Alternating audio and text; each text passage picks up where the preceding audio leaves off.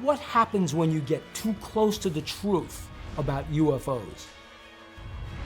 Some say you get visited by the silencers. My son was shot in the head at point-blank range. They often arrive as men in black. They know where you live, and they know where you're going to be at any given time.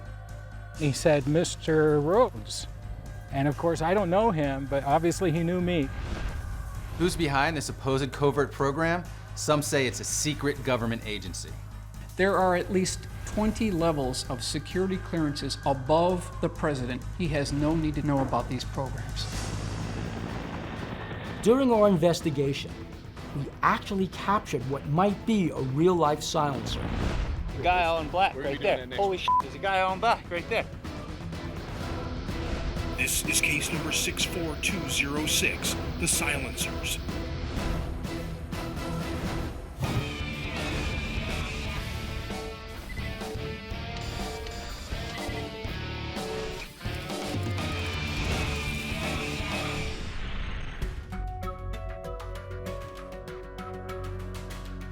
The one thing we have not investigated thus far is the story of the men in black.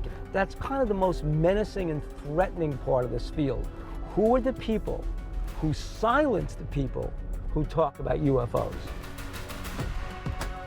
Men in black are real. Reports of men in black go all the way back to the 1940s when folks first started reporting sightings of flying saucers. And that's no coincidence. Well, I always thought it was just a myth. I mean, what do you have about men in black? I mean, if they are real, then they're more mysterious than UFOs. There's tons of video footage of UFOs. You hear about them on the news, and the same thing just doesn't happen with the men in black. All you have about the men in black, at least that the general public knows about, is purely fiction.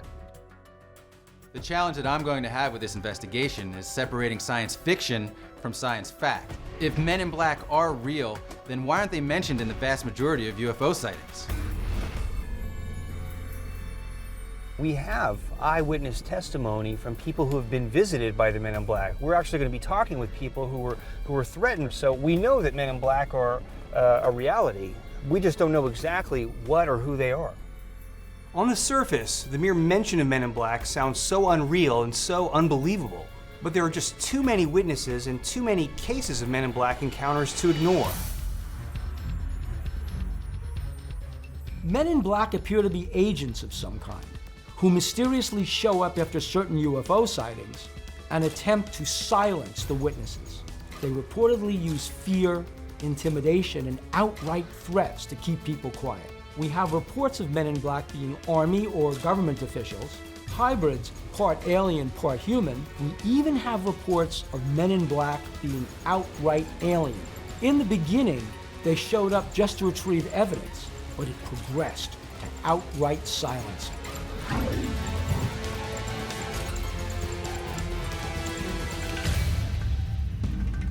It was a little before Christmas in 1987, and I shot 4 objects flying across the shopping center.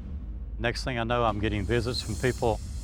Danny Gordon is a radio broadcaster from Wytheville, Virginia. After talking publicly on his radio show about the strange UFOs he witnessed back in 1987, the men in black stepped into his life and changed it forever. We pulled into a parking lot of a department store in Wytheville, and we noticed some kids in the school bus were pointing up. There were 4 objects flying over the shopping center. So I got my 35mm out and shot the 4 objects. And actually had some people that know a little bit more about physics than myself that measured the globes, and they said they had to be 4 definitive objects because you could see the curvature too well to be one object with the 4 lights on it. Danny's photo shows possibly 4 separate objects together in the night sky. He saw it, as did a handful of other people who happened to be in the parking lot that night.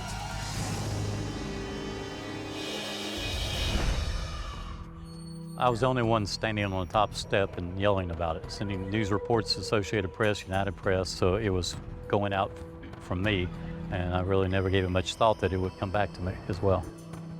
Of all the other UFO witnesses who saw the object that night, Gordon was the only one who was a broadcaster. Millions of people were hearing about Gordon's UFO sighting. And not long after, strange things started happening in the life of Danny Gordon. And I was invited to Virginia Beach to speak to United Press International. I took the photos to show them, but I left the negatives at home. Well, I was supposed to meet with the folks at Oceana Naval Base and CIA headquarters, and when I called them, they said the general's not here, was going to meet with you. By the way, did you bring the negatives? And being an old dumb country boy, I said, no, I left them at home. When I got home from Virginia Beach, I found that my negatives, only those negatives had been taken. If the negatives just disappeared, that'd be one thing. But for Danny to tell the CIA that he left the negatives at home, and then to find the negatives missing, that just seems more than a coincidence. It doesn't sound like you were actually threatened at all. Did that ever happen in any way, shape, or form? I used to get telephone calls saying, you know, this is time you leave alone, it's a defense matter. There were government-issued black cars following me to home. A gentleman called me saying, if you talk to these reporters, you're going to put yourself or your family in very jeopardy. And I did. In 1991, the ongoing intimidation of Danny Gordon became more than just threats. It became actual physical violence. My son was at a party and was shot in the head at point blank range right here in the temple, .32 Magnum. He passed out on the table at 9:30 and woke up 21 days later in the rehab center blind in Roanoke. We still don't know who shot him, because the other guys at the party first said it was some guys dressed in black. Then they changed the story and said it was him, and from 1991 to now, we don't know who shot him. Do you suspect that the men in black came to these witnesses and persuaded them not to continue with their testimony? I would hope not. I would hope not. So I said, if there's just an iota of a chance that it might have been connected to the UFOs, I told my wife, I cannot continue to do this and take a chance. Whether or not the men in black shot Danny Gordon's son remains to be seen. The incident frightened him so much, though, that he stopped talking about UFOs, period. Now, talking to us 18 years later, he's finally breaking his silence. Do you believe that the men in black are real, they actually exist, and what do you think their purpose is? There's no doubt, because I've talked to too many witnesses who've had UFO visitations, sightings, and then had the men in black come and try to look at their pictures, take their pictures. Some people actually had them seized. Now, whether or not they dress in black, I don't know, but I know that someone came to my home, broke in my home, and who knows, may have been involved with the shooting of my son. If the men in black did indeed shoot Danny Gordon's son, they left no incriminating evidence.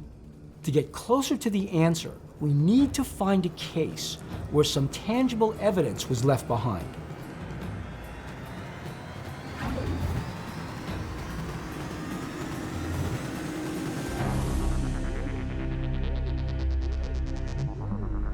I am Timothy Beckley. I took one of the only photographs of an authentic man in black. Timothy Beckley is a UFO author who had his own mysterious encounter with a man in black. Only Beckley was lucky enough to have a camera with him. In 1968, a rash of UFO sightings envelops the skies over northern New Jersey, and in particular, Jersey City. There were a number of cases where UFOs had come down fairly low and landed in a nearby park. And several teenagers had been very upset, and they ran and told their parents. One of the individuals that I was in touch with was a fellow by the name of Jack Robinson, who was the investigator on the case. And he actually claims while they were interviewing these teenage witnesses that they could see the black Cadillac parked down the street with the tinted windows, and every once in a while the window would roll down and somebody would peer out. While he would go to, he worked in a bank in New York, he would take the PATH train over every day, and his wife would go out and do the normal errand shopping and everything like that, you know. And she reported while she would leave the building, there would be a mysterious person standing in the doorway across the street, dressed in black hat over its face. So we decided, well, we're going to take a drive over to Jersey City one morning, kind of to see if anything was really going on. Well, sure enough, we get there, and here is this individual standing stone-faced in the doorway with the hat pulled down over its eyes, dressed in the black, kind of looking like it didn't belong in the neighborhood. So Jim hands me his camera. I go and I lean out the window and I take a photograph of this individual standing in the doorway.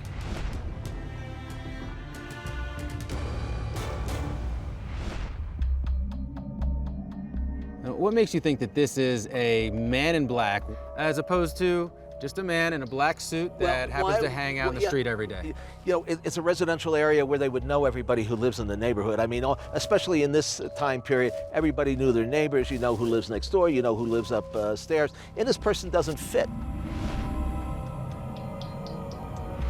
We figure we would take the car, drive it around the corner, and get out and confront this individual and find out what was his reason for standing in that corner of that building. We circled the block, we stopped the car, he was gone, and the black automobile he might have arrived in was also gone.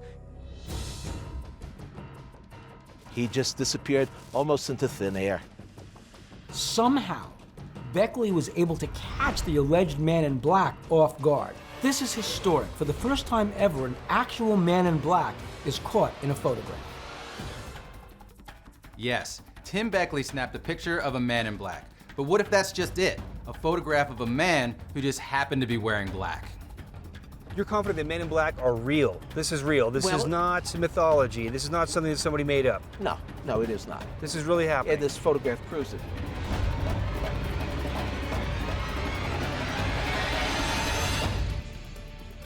After looking at Tim Beckley's photo, there are no signs of digital or photographic manipulation. And the artifacts present in the photo are more than likely a byproduct of the film's emulsion. Tim shot this photo in Jersey City in 1965. The truck shown in the foreground is a first-generation Chevrolet C10 pickup, and this is probably a 1962 C10.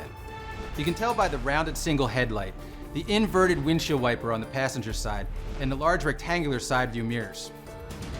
If this were a real man in black, he more than likely would have been aware of Tim's presence and simply wouldn't have allowed this photograph to be taken. Or because this is an urban commercial neighborhood with street parking and traffic, he might have just not noticed Tim's presence or simply just wanted to hide in plain sight. At this point, we have Danny Gordon's encounter with men in black who may be responsible for allegedly shooting his son. And we have Tim Beckley, who actually took a photograph of a man in black. So far, the men in black have been threatening from a distance. What we need now is to dig deeper and find someone who's been threatened face to face by men in black.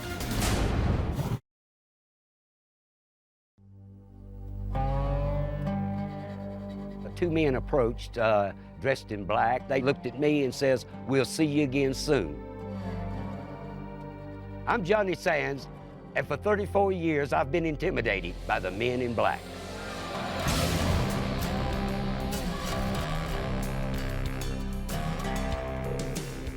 We're meeting with Johnny Sands, a country singer who in 1976, while driving outside of Las Vegas, had one of the strangest men in black experiences we've uncovered thus far. I could see a light beam in the sky directly to the right of me. It was a cigar-shaped looking object. Johnny Sands' car then shuts off. While he's working under his hood trying to get his car restarted, two of what he refers to as aliens walk up to him. And as they come closer to me, I started to run, but I realized I couldn't move. They had very, very glaring eyes. Their mouths was small and wrinkledy, looking like a man with no teeth, but they had a large, wide nose, and it looked like something protruding out on each side of their face.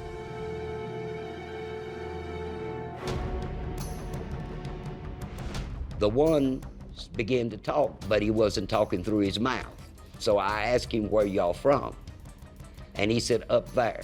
They asked me all these questions, and he says, "We'll be going, but we'll see you again real soon." They turned and walked away, and a flash of light went, and they were gone. Johnny Sands' alien encounter grabbed a lot of headlines. He was a celebrity for it. A few days later, the Sahara Hotel invites Johnny to do a public demonstration of sorts in their lobby. They hire an artist to draw one of the aliens that Johnny saw. When he got to the gills and the nose, the artist says, why do they have a nose and gills? And I said, I really can't answer that question. That's when the two men walked up and was standing there, dressed in black. I did notice the one, he was a little clumsy in moving. He was kind of on the stiff side. He would lean in toward me, and then he said, "Let me answer that question for you if I can." There is an area in the sky that's 8.5 light years from here. It's called Sirius. He said there is a planet that is known to be an Aquarius type planet, half water, half land. And so this will explain the gills and the nose. He says, but we got to go now, but we'll see you again real soon. Well, that's the same thing that the aliens had just told me in the desert 3 or 4 days ago. As they went out the door of the hallway, the security guard was no farther away from behind him than you are from me. But when he got to the door, he turned around and he come walking back, and he says, them guys just totally disappeared in thin air. Maybe in this case, the men in black are playing mind games with him, not to dissuade him from talking, but to make his story seem so weird, so incredulous, that when he does talk, nobody believes him.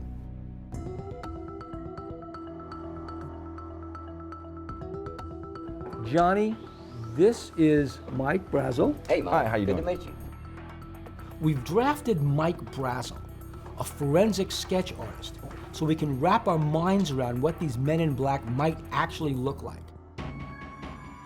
He had real squinty eyes, broad but stubby-looking nose. His hair is gonna go straight back. Now, what would you say his head shape was like? Kind of boxy looking with a heavy-duty, broad chin. The mouth was not too big.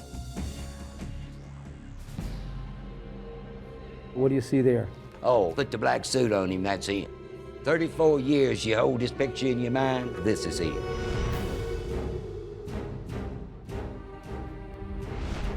The sketch of Johnny Sands' Man in Black is apparently spot on.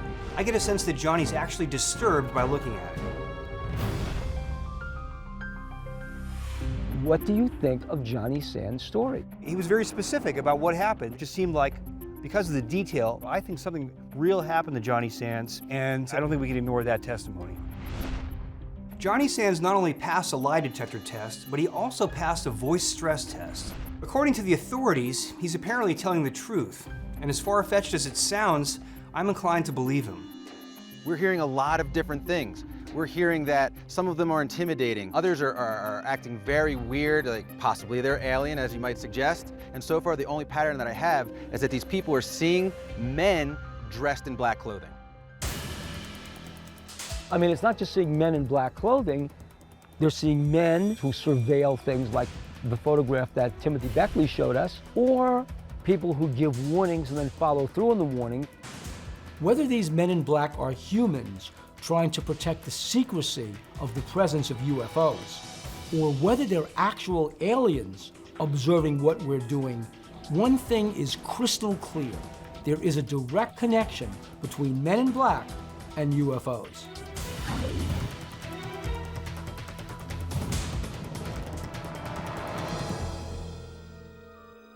We had pulled off to the side of the road next to the Grand Canyon Caverns. There were 2 men parked in a black car right where we were ready to pull off. My name is John Rhodes. I've been confronted by the men in black.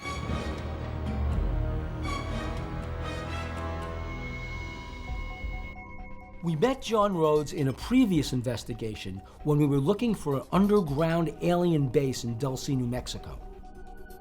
In 1996, when he went looking for an underground base near the Grand Canyon Caverns in Arizona, he must have gotten too close to something important because a couple of bizarre characters crossed his path. I was coming here from Las Vegas to investigate the Grand Canyon Caverns. We're pulling into this pull-off outside a road. Here is a nice, shiny, new black car and 2 guys there in suits waiting for me. One was leaning against the car. The other one proceeded to walk up directly to me as I was parking.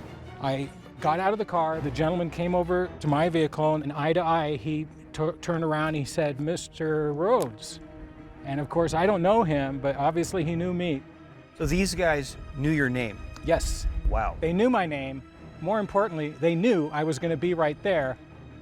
I find it odd that in the middle of nowhere, two men suddenly appear and know John Rhodes' name. I don't think this was a random meeting. He turned to me and he said, well, you know, Mr. Rhodes, you can fall down out there and get hurt. You could fall down in some hole out there and nobody would ever find you again. And I knew this was a threat. And then what happened? They got back in their vehicle, and I didn't even see them leave because I didn't want them to think that they had intimidated me. Did they have any kind of identification either on their jacket or in their wallet? Nothing. As a matter of fact, when I looked at their vehicle, it just didn't have any dirt on it. It's not like somebody else drove by and some of the dirt kicked up from the road and covered their car. Their shoes were absolutely shiny. You could see a reflection off them, black. It didn't look like they had been there at all, as a matter of fact. It looked like they just stepped out of their car for the first time. A brand new car, brand new clothing, brand new shoes, everything, right down to the T. It strikes me as more than odd that in the middle of the desert, they had no dust on their car, no dust on their clothing. How do you explain that? You can't. Why would they warn you about this area? What were you looking for? What's here? You have to remember that only 3.3% of the entire Grand Canyon has ever been surveyed, which means that 96% of that, almost 1,900 square miles out there, have never had human feet set down in it. I think some of these ancient cavern systems that in this limestone for hundreds of square miles is perfect territory to build underground military installations. You don't have to take any dirt out. You just occupy an already hollowed out space. And if they're connected through cavern passages or natural tunnels, it would be perfect to be actually in this limestone area. So the geology of the Grand Canyon Caverns area is conducive to underground caverns, underground tunnels, and John Rhodes thinks a network of underground bases, perhaps connecting the Grand Canyon with Dulce and Area 51, all of which are reported hubs of reverse engineering and alien technology. This is incredible. If Rhodes' theory is correct, that there are tunnels connecting all these underground alien bases, could this be why Men in Black are showing themselves? Am I intimidated? I would say that I would be more intimidated for you.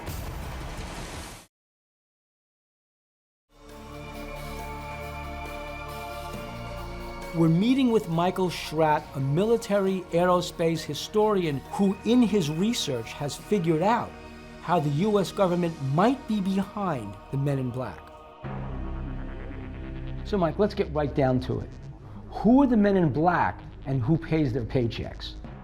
It's rumored, Bill, that the Men in Black are a covert government operation or organization funded perhaps by the black budget, somewhat embedded within the Air Force budget. How exactly are they getting their funding? Is this money coming from taxpayers? They would probably get their funding just like many of these other programs get their funding, from phony front organizations. The so-called black budget is an allocation of money towards the military and intelligence agencies. There is no accountability. How can we prove this? We have the actual Detroit Free Press article. This is dated February 8th, 1987, and here it says, "Secret ledger hides military projects. Pentagon black budget has tripled under the Reagan administration." You know what's going on when it comes to the money in the black budgets today. Well, if we extrapolate the data, Kevin, it's clear that this black budget has ballooned to over perhaps $300 billion per year. What are they using this for and why? That's the real question. Here we have the actual security clearance organizational chart. And if you start here at the bottom, it starts at restricted, then we move to confidential, then we go to secret, top secret, SCI, USAP. Above that, there are 28 levels of top secret crypto. The president is at level 17. He's cleared for the GO codes, or the nuclear launch codes. But then you'll see, in point of fact, there are at least 20 levels of security clearances above the president. He has no need to know about these programs. This is all just a theory that there are 20 secret levels of black projects above the President of the United States. It's certainly plausible, though.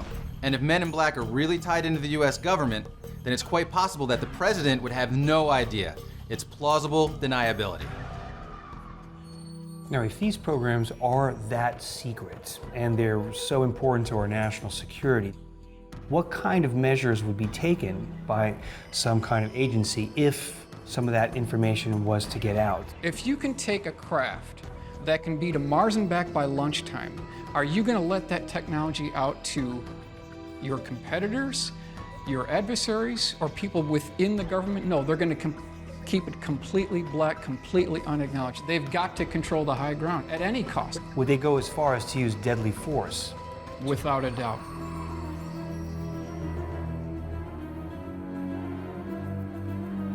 The investigators who've gotten the closest to the truth about the Men in Black died under mysterious circumstances.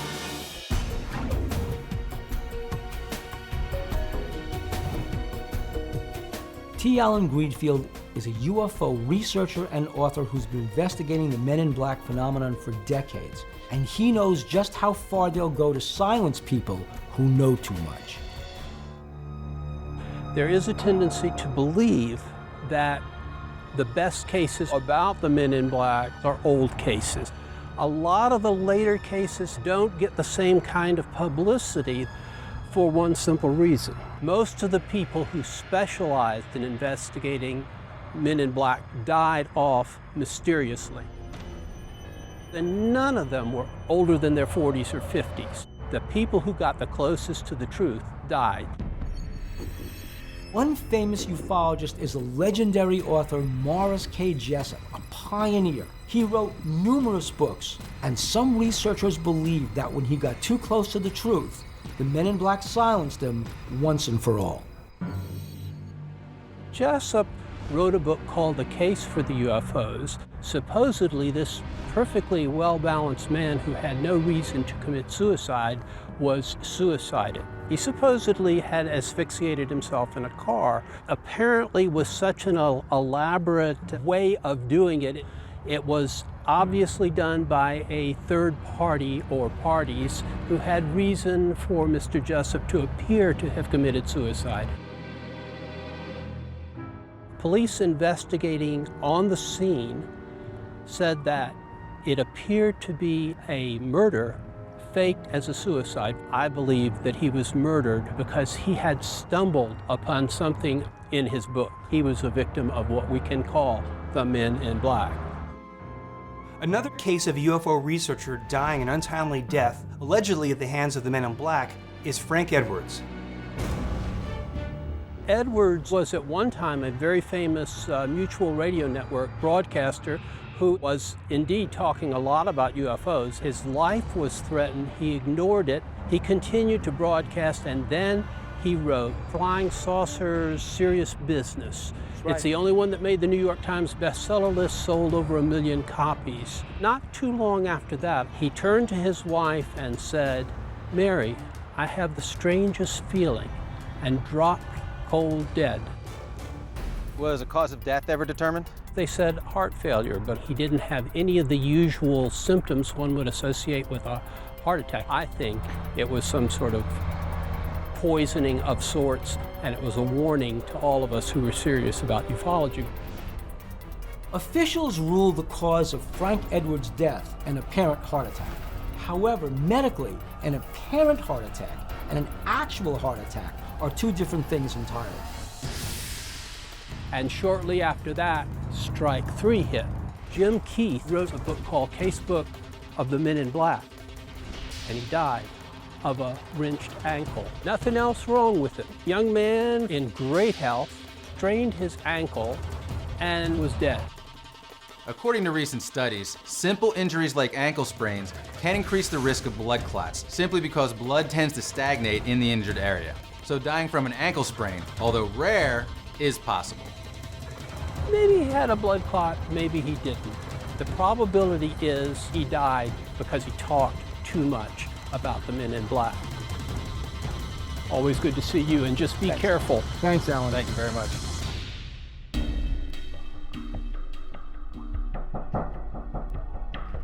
Well, gentlemen, I think you've finally found the stories of people who were hurt by MIBs. What are your thoughts on what we've learned from Alan Greenfield? Some of these ufologists, if not all of them, could have died from the causes that were reported. Natural deaths, falling, liver disease, whatnot. People die at inopportune times, and when they die, there's always something they were working on, and if the work has something to do with UFOs, I think it's too easy to make the assumption that that had something to do with the death. There aren't that many ufologists in the world, right? Why is it that they didn't die natural, peaceful deaths? I mean, these were very strange, mysterious deaths. There's no doubt in my mind that there's a trend here. When all was said and done, Greenfield told us of 7 ufologists who met untimely deaths at the heights of their careers. 7 ufologists who were also outspoken in the media, just like Danny Gordon. Now, this is not a coincidence. There is a connection here. One thing we should do, find some more witnesses who will take us to a place where they encountered a man in black. Find a place where there are men in black. Find a place where men in black are guarding something and see if we can bring men in black to us.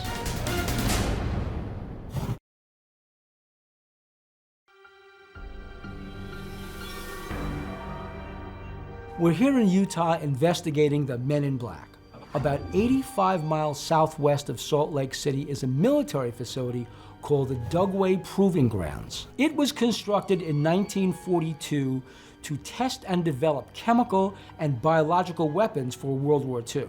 It has been in continuous operation since then. What's actually going on there now is top secret and nobody knows for sure. A lot of UFOs have been seen in this area, and some researchers are referring to Dugway as the new Area 51. Perhaps this is one of the places where the Men in Black are coming from.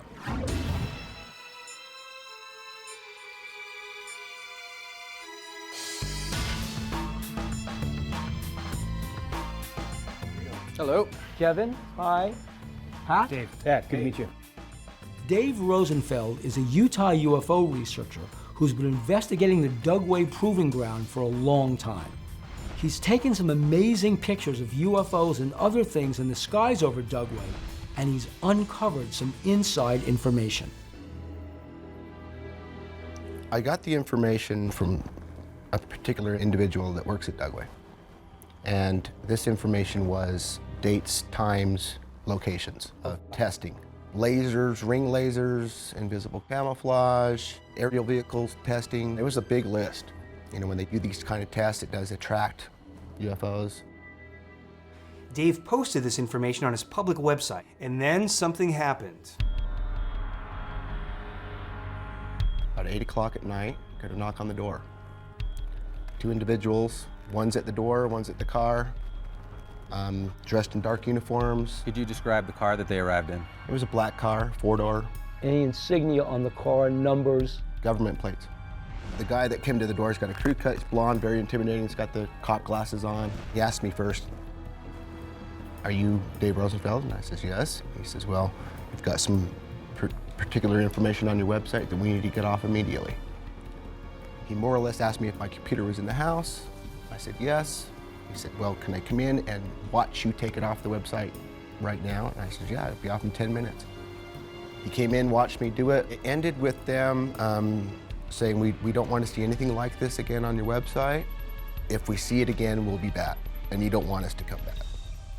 There are a lot of holes in Rosenfeld's story. If the government wanted to shut down his website, they could have done it from anywhere. But I have to admit that paying him a visit is in keeping with the whole Men in Black intimidation factor. How long was this information on your website before these guys came to visit you? About 4 days. Do you feel that the information that you had on the internet was worthy of this type of treatment? Is it that important? It was. Forensic sketch artist Mike Brazel was able to draw composites of Johnny Sands' Man in Black, Real squinty eyes, stubby looking nose. John Rhodes' Man in Black, eyes that were rather almond-shaped. The hair was almost like a military cut. and Dave Rosenfeld's Man in Black. He had a crew cut, kind of a flat top, narrow nose, more tall than muscular. 3 separate sketches, yet there's an eerie similarity about all of them. Perhaps they're the same Man in Black that was captured in Tim Beckley's photo.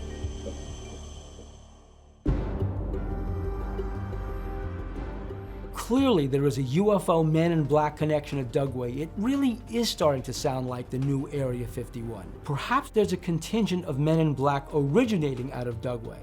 There's only one way to find out. We have to go there.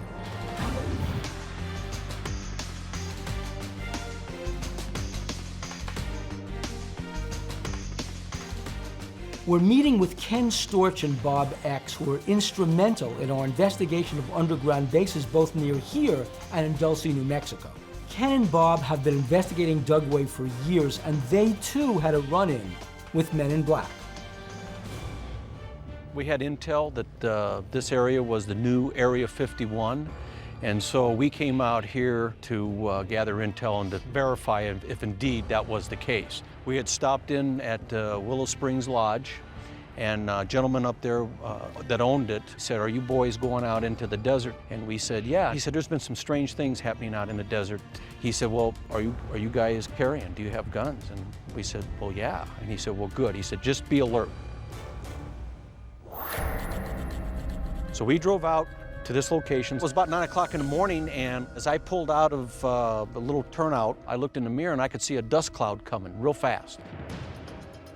This vehicle came right up on our, and I kept slowing down, hoping that he'd go around and pass. Well, he did, and he kept slowing down.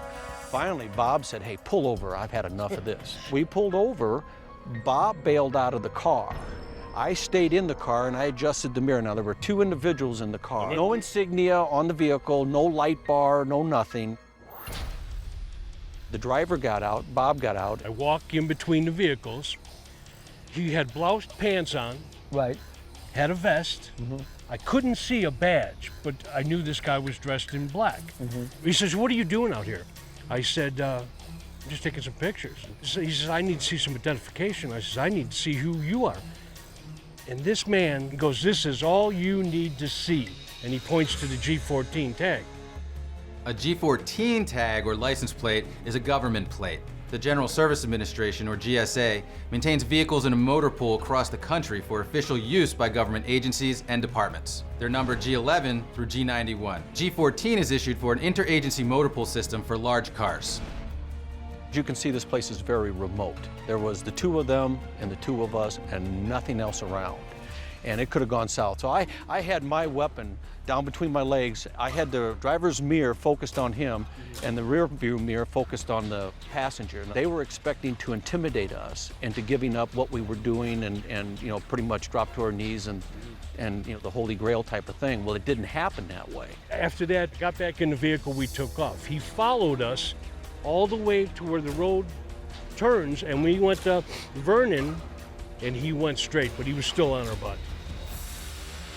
Maybe just like John Rhodes, Ken and Bob were getting too close to something the government didn't want them to see. I took the tag number down. And what'd you find out? Well, it was very interesting when I got back to my jurisdiction, because I was active law enforcement at that time, and I ran the tag, and it came back to a white Jeep for Bureau of Land Management out of Park County, Colorado. And this wasn't a Jeep. And this wasn't a Jeep. So I called the Park County Bureau of Land Management supervisor, and I said, "Do you have a vehicle with this tag number?" And the supervisor goes, "Sure do." And I'm looking at it right out my office window. And Park County, Colorado is 450, 500 miles away. That tag number did not belong on that vehicle. That raised all kinds of red flags with me. It's all adding up. Men in Black have a long history of impersonating people. And now these two Men in Black are apparently caught in a lie. Perhaps those G14 plates were actually taken from another vehicle. Well, let me ask you a question. We're standing here right now. Yep. Do you think there's an eye on you? Absolutely. You better believe it. And they monitor the communication. We've been told that a number of times. If you're on the radio or if you're on your cell phone, this whole area is being monitored. But we're on public land now. Why are we being monitored? Well, the base is right there. No sooner do we start talking about being monitored by Men in Black when two helicopters appear overhead. You see that, Kevin? Yep. Here they come. They're gonna come right over the top, boys.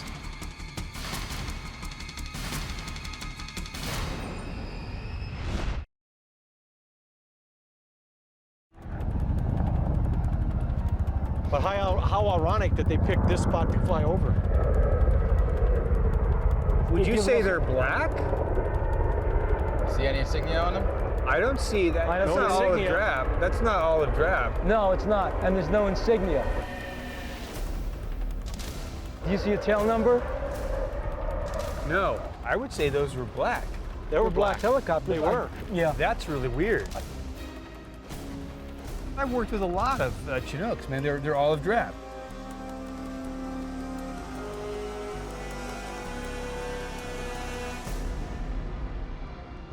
What do you think is going on? Who are these guys, and what are they about? My take on it is that they are a private entity working in conjunction with someone that's involved in flying saucers or UFOs, whatever you want to call them. It gives government plausible deniability. In other words, here's a project and you farm it off to a private company and they take care of the dirty work for you. I believe ET's here, and I believe our government knows about it. And therefore, what better way to have a certain entity that you can pawn off certain operations that you don't have to send your people on. You just make a phone call and say, hey, we got a witness out here that's got some evidence. Why don't you go out there and intimidate them, either to keep their mouth shut, give up the evidence, or last but not least, adios, amigos. Guy on black right there. Holy shit, guy on black right there.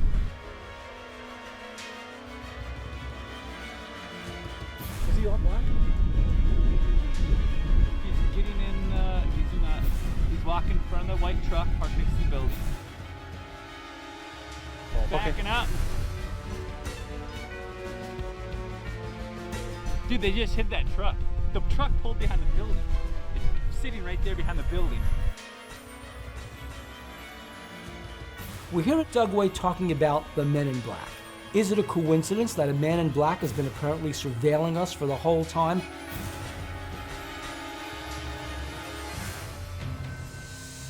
Well, look, there's no denying. Men in black were surveilling us. Between the photo, all the eyewitnesses, and the helicopters, and now this, it seems to me that there's a very strong military connection to the Men in Black.